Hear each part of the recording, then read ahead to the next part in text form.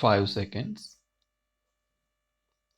Ladies and gentlemen, I extend a hearty welcome to all of you at this conference of land reforms and land records.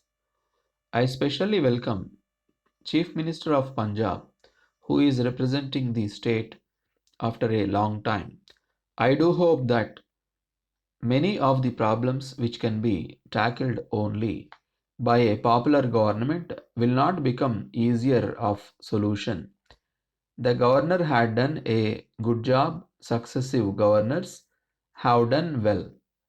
But there is a limitation on what a governor can do, and beyond those limits, it has to be done only by a popular government.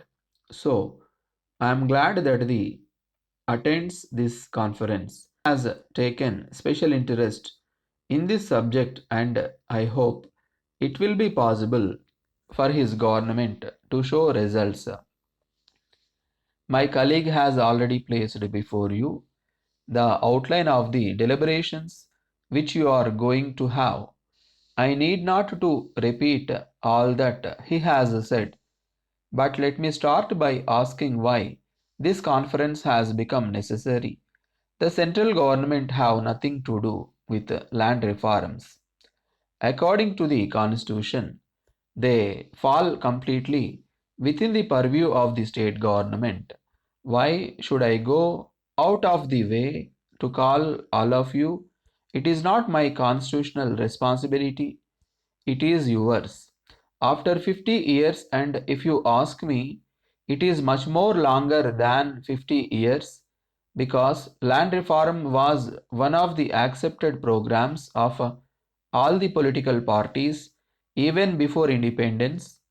After all these years, if we still find ourselves talking in terms of what we said 50 years ago or 60 years ago, I think there is something seriously wrong.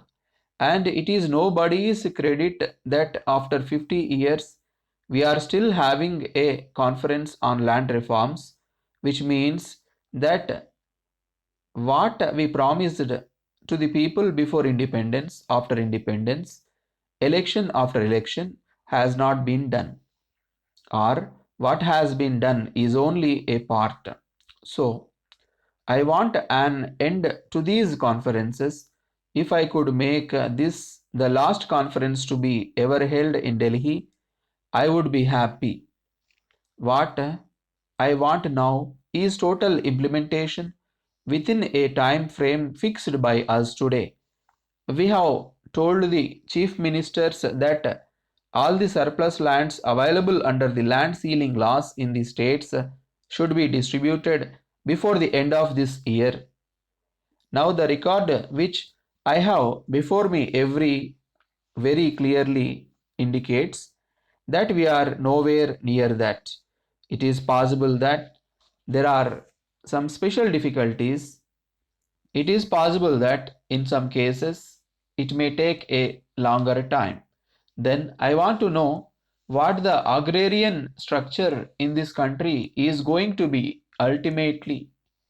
I want to know whether in a particular village all the landless has been made available, and if there are any more landless people, I am sure in every village there are going to be a lot of other landless people who have not got any land under the Land Ceiling Act. Then you will have to think of something else for them. These are all matters which I wanted to place before you today. I only want this meeting to be a business like meeting. I have been told that you will be meeting in the afternoon on this subject again to discuss among yourselves. If you could have some way of dealing with this matter by having a committee and come up with recommendations, we can take final decisions and start implementing them immediately with utmost care and caution. letter dated the 15th September 2006 from Raju Associates, Egmore, Chennai, to Messrs. Narayana Travels, Kanyakumari.